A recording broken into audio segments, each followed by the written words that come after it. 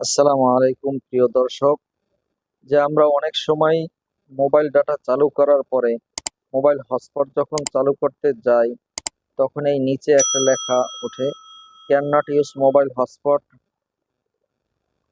Whale data server is on.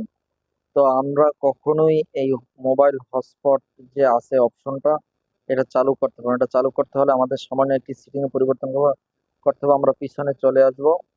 আসার পরে আমরা মোবাইলের মূল যে মোবাইল সেটিংস, এই সেটিংসে যাব।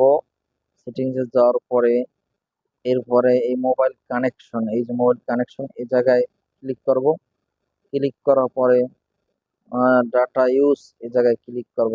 ক্লিক করার পরে এই যে data you turn on now, turn on now মানে ডাটা সার্ভার অন আছে। আমরা এই পপটাকে এইটাকে বন্ধ করে দেবো। এটাকে যখন বন্ধ করে দেবো, এখন আমরা আসি।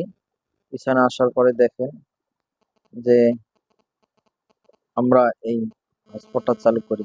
মোবাইল হটস্পটটা চালু হয়ে গেছে।